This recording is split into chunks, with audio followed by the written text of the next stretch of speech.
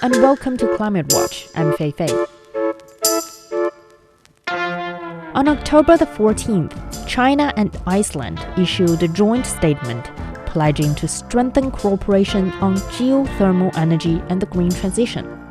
The statement puts a spotlight on geothermal, a renewable energy source that has often been overlooked. In fact, geothermal energy isn't really new. The world's first geothermal power project dates back to the early 1900s. Yet, more than a century later, it still accounts for less than 1% of the global electricity generation. And this is where Iceland stands out. The island nation is a global leader in integrating geothermal into its power system. And according to Rósbjörg Jónsdóttir, it provides the kind of energy security Europe needs now more than ever. Rosa is the managing director of the Iceland Renewable Energy Cluster, a platform connecting public and private players across Iceland and reliable energy system. Iceland is looking to strengthen international connections, including with China. We are really proud of our story when we look back. And it's a credible story. It is the reason why we have been surviving in Iceland. And we can look back to the beginning of last century when we came from fossil fuel to geothermal. We can actually say that the transition from fossil fuels to geothermal energy is actually a remarkable story of entrepreneurship, resilience, and collaboration. It began early as 1909 when the farmers were heating their homes using the water from the nearby geothermal hotspots. That was the case at that time. The fuel shortages during the World War I, 1940 to 1980, created a political pressure and highlighted the need for local energy solutions. Around 1930 or 1928, the first geothermal drilling was taking place in Reykjavik. And soon after that, the key public buildings, including Premier School and the main hospital, were heated up with geothermal energy.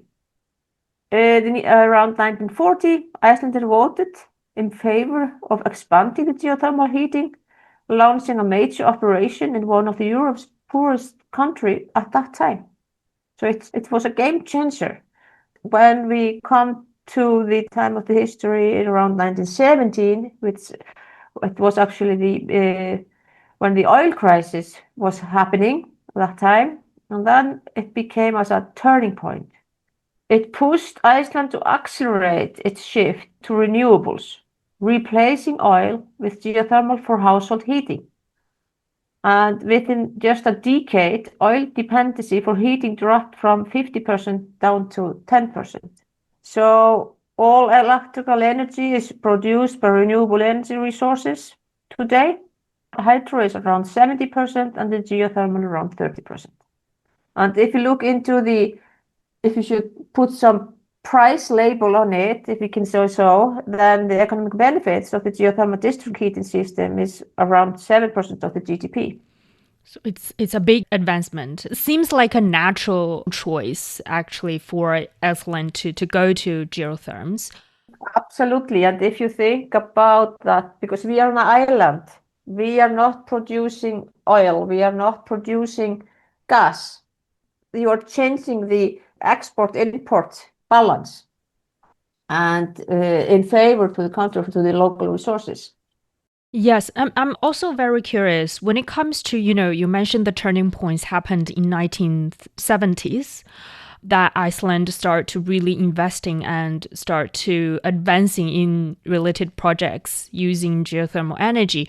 Has Iceland, encountered when it comes to technological difficulties, investments, and how has the country sort of overcome these difficulties and really incorporating geotherms into the energy system? I would say that is the key here in Iceland is that we have collected and built up a very strong know-how on this resource. If you look into the relationship we have been so fortunate to build up to accelerate this know-how, using the local resources, local know-how are built on that. On a world scale, there is a lack of knowledge from my point of view. Local acceptance is not so common, and the high upfront cost is higher than implementing solar or wind. But on the other hand, geothermal is about security, is about stability. You are much more secured, and I think that is so important nowadays. I just read in the stories in the history that back in the old days, the people were actually afraid of it. What is it? Why should we change? Because if you don't know what you get and you are not educated about it, then you are afraid. I mean, what does it giving us in Iceland? It's not only about the electricity and the meat. It is also about the food security. It's about well-being. It's about opportunity to go bathing, etc., etc. And that creates that the people in the community become more relaxed. They feel more comfortable. They will be more effective. Gives them more opportunities, and so on. And coming on to the topic about looking ahead, not only here in China, but I think around the world, more people are start to looking at geothermal energy as a way of cutting back on their carbon emissions. What visions do you have when it comes to the future of this type of energy in helping us to meet our climate goals or energy transitions? I believe that geothermal has not reached its peak yet. I think that the showcase we are showing, Icelanders and your country in China, you have made a fantastic job when capturing the geothermal resource for your communities. Planning ongoing, which is really exciting to follow. I think that we have to work together, build on collaboration, not only nationally, but also internationally, telling these stories through the whole value chain, how it is benefiting each and every destination or region which we are looking at, building bridges between public and private identities, helping and strengthen the communities, make the areas and surroundings more healthier. We have to position geothermal as one vital puzzle or part in the energy mix where it is accessible. We have to look into the potential where it is also only low temperature. We have to share knowledge, we have to share data and ambitions, and then we can accelerate.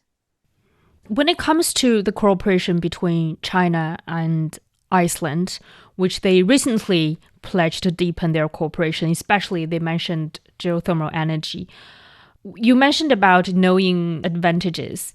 What's Iceland's main strength that can share with China, and what about China's main strength that Iceland can learn? I would like to say that the proof of the Icelandic knowledge and experience are useful both technically and commercially. And that we have shown in our great cooperation.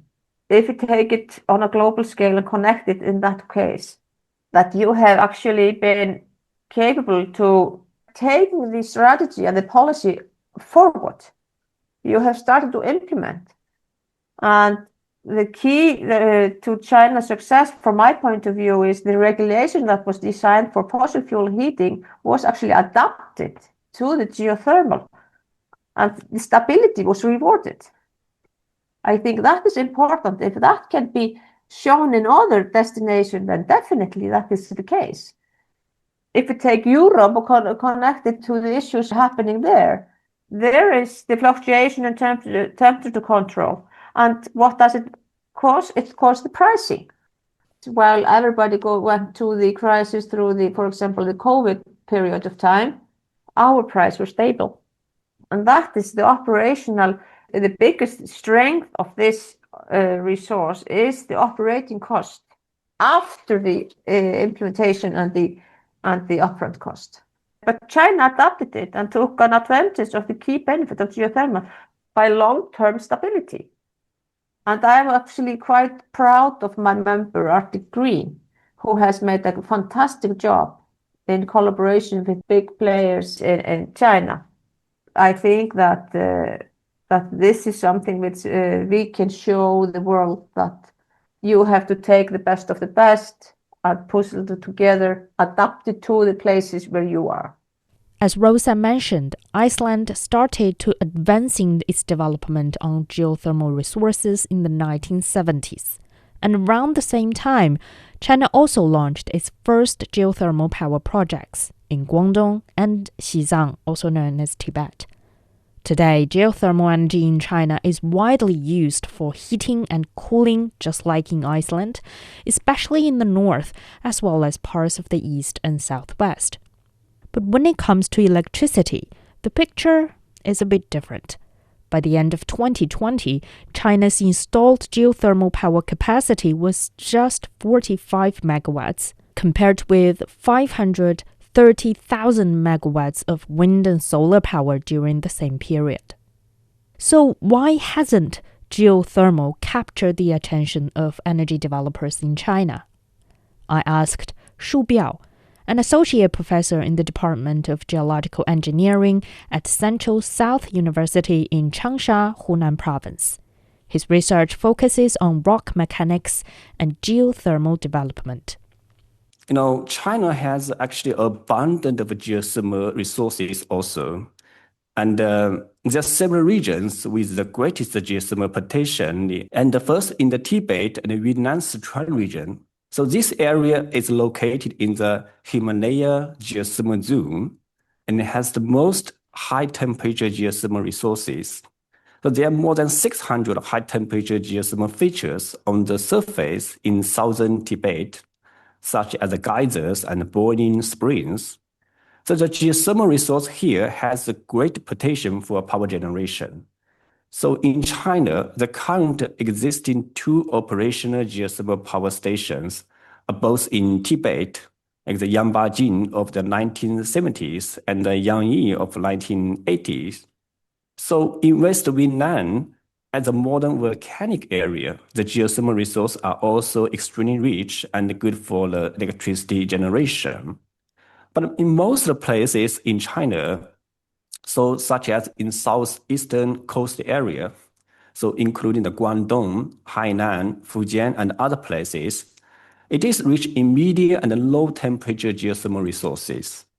So there are many hot springs, which are of great value in tourism. And however, in addition, with the continuous deep drilling, it shows a good perspective in the development of deep geothermal resources. For example, recently the Fushen #1 geothermal well drilled in Haikou, Hainan province has reached a temperature of over 180 degrees Celsius and a depth of 5,200 meters. And also, like in the northern China plain, like Songliao Basin, Fenwei Basin, and other sedimentary basins are rich in medium-low temperature conductive geothermal resources. So in these basins, the underground hot water is widely distributed and the water volume is really large.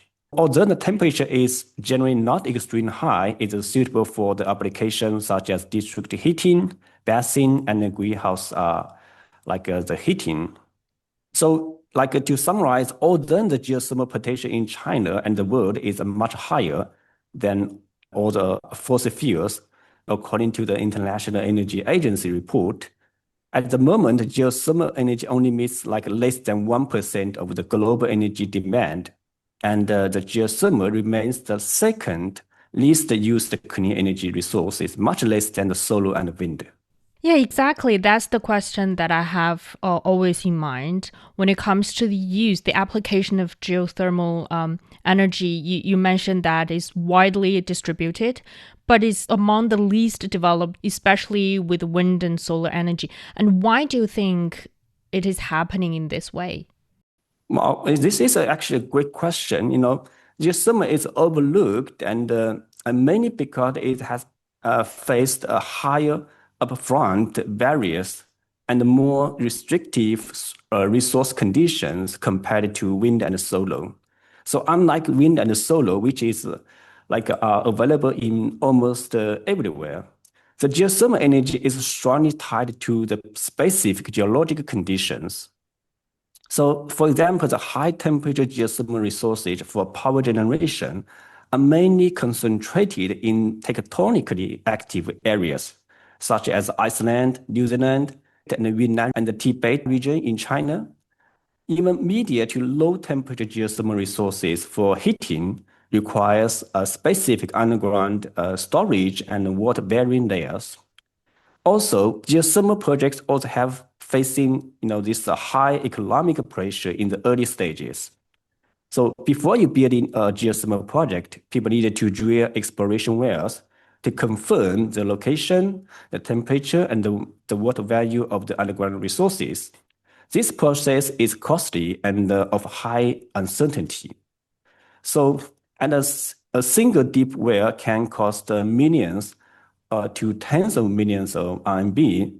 Still, people may drill a dry well with no geothermal resource at all. So, geothermal power plants requires large-scale heating system and heat exchanges, reservoir stimulation, and reinjection systems. This upfront investment per unit of installed capacity is far higher than that of wind turbines and solar panels. So the policy is another factor. The policy support and the market awareness of geothermal is also behind wind and solar. In the early stages, renewable energy development, most countries, including China, prefer wind and solar because they are faster deployment and the investment return. So geothermal received less policy support, such as the subsidies. Therefore, wind and solar have become the mainstream renewable energies, and the geothermal, by contrast, is still seen as a small energy source with a low market awareness and a few successful large-scale projects. In the past few years, I would say, geothermal start to seem to get more attentions globally, and you yourself being recently attended the European Geothermal Congress 2025 in Switzerland. So how have, the business and industry insiders were talking about at that event? Are they really excited about the recent developments in the field? Yes, I have just attended the European Geothermal Congress 2025. So in this conference, there are more than 1,100 participants from 43 countries. So the participants are from federal and local governments, universities, research institutes, and industry. So people have been talking about innovation and emerging technologies, financing and policy, local and international collaborations, sustainability and environmental protection. So in the technical part, there were a lot of talks about the enhanced geothermal systems like the EGS, which is seen as a key to unlocking deep geothermal potential. People were also excited about the CO2-based geothermal systems, which could significantly improve the efficiency and the environmental outcomes. So other innovations like aquifer thermal energy storage and the lithium extraction from the geothermal fluids. So during this conference, I also attended the field trip to an EGS project. It shows that the next generation geothermal technologies have been tested and a demonstration project is under construction. So from this conference, I can see that there is a tremendous growing interest in the geothermal energy, not only throughout Europe, but also the whole world. What do you think is driving this newfound interest in geothermal globally? Well, this renewed interest in geothermal energy is driven by a combination of factors. So first is the climate change and the need for clean and sustainable energy.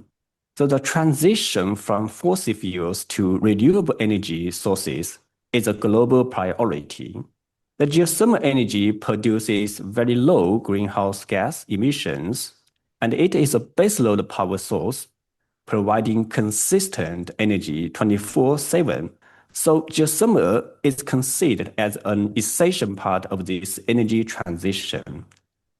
The second factor is the technology advancement.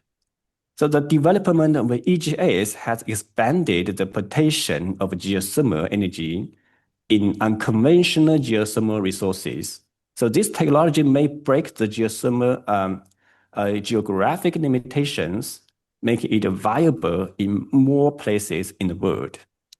So also advanced engineering technologies are reducing the cost associated with deep geothermal resources. For example, in the high temperature horizontal well drilling, an American geothermal energy company has reduced the drilling cost by 50% and the drilling time for 70%. Also, the use of CO2 as the working fluid in geothermal systems is a promising innovation, offering a more efficient and sustainable way to extract geothermal energy, also help in carbon capture and sequestration. Well, the third factor is policy support and financing. The government around the world are providing great policy support, including the subsidized tax reduction and research funding to promote the development of geothermal energy. And I want to zoom in the situation here in China. So you mentioned about we have new technological breakthroughs, new innovations that is driving down costs and driving up hopes. And when it comes to China, what do you think are the goals or visions that policymakers and scientists like yourself have for geothermal development here in China? Yes, and when it comes to China, even though I'm not a policymaker, but according to an official document from the Chinese National Energy Administration, by the 2035, both the geothermal heating and cooling area and the geothermal power generation installed capacity are expected to double compared with 2025. So I believe that the policymakers hope that geothermal energy can play a great role in optimizing China's energy structure. But on the other hand, policymakers do wish to support geothermal development with attention to regulations, permitting, and the de-risking geothermal projects. But on the other hand, the policymakers also wish to manage environmental risks of geothermal projects and to ensure the sustainable development. However, as a scientist, I believe that there are two major things that we need to do in China.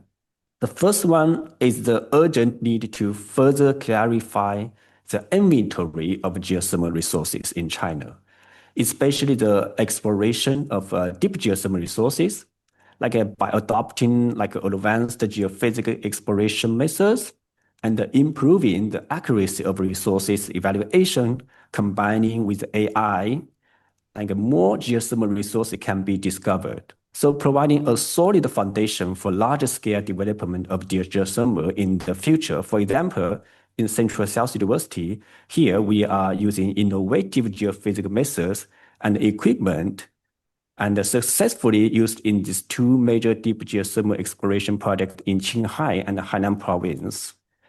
The second goal and vision for China is we need to catch up with the most up-to-date geothermal technologies in the world, including enhanced geothermal systems, like the CO2-based geothermal systems, the aquifer thermal energy storage, and the lithium extraction from the geothermal brines.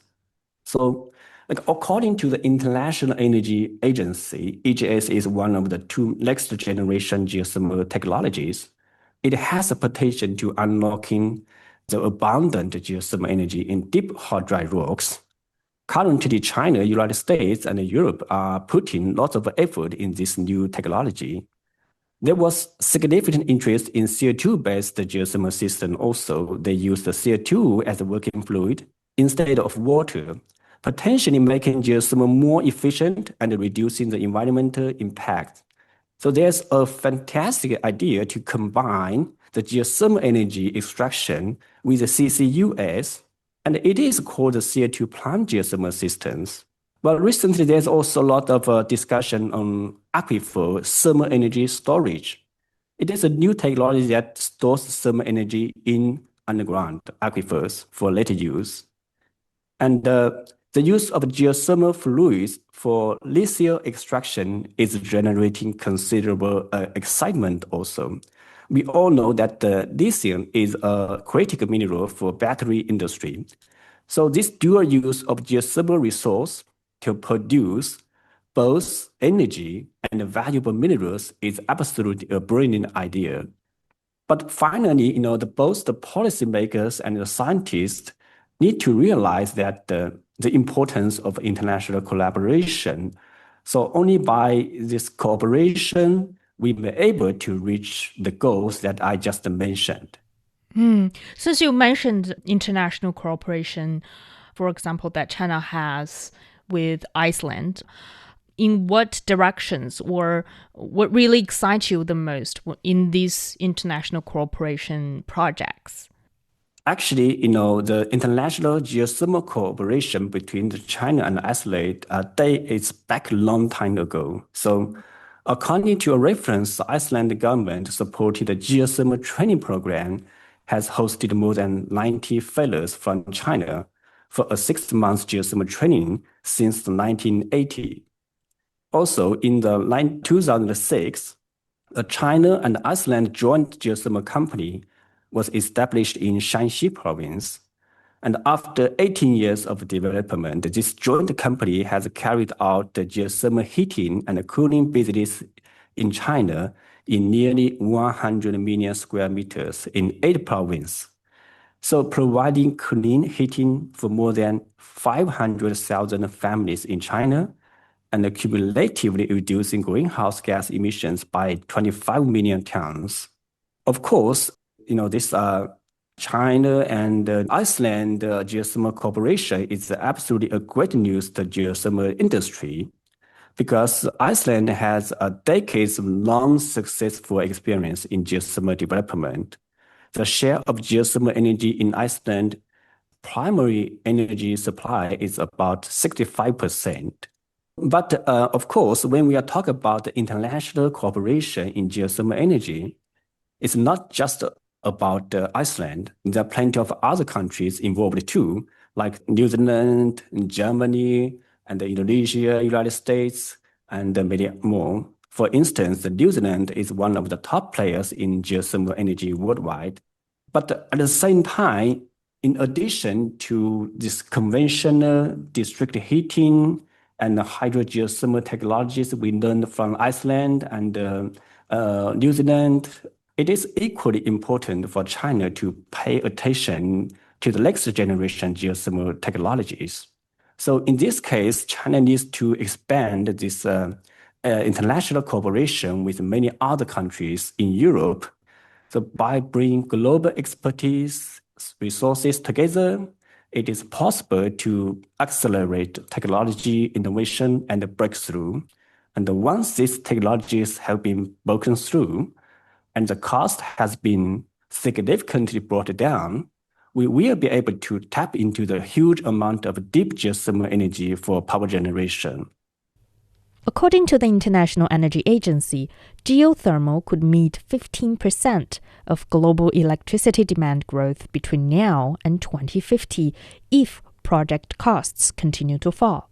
And China has the second largest technical potential for that energy, accounting for nearly 8% of the global total. Next-generation technologies like enhanced geothermal systems, or EGS, as Professor Shu described, could be key to unlocking this potential. A big thank you to Rósbjörg Jónsdóttir of the Iceland Renewable Energy Cluster and Associate Professor Shu Biao from Central South University for sharing their insights. And thank you for listening to this episode of Climate Watch. If you enjoyed the show, don't forget to subscribe, leave a quick review, or share it with a friend. And if you have any questions about our planet or suggestions for future episodes, you can reach me at fei.fei@cgtn.com or find me on my Substack newsletter, Rivers and Mountains. Until next time.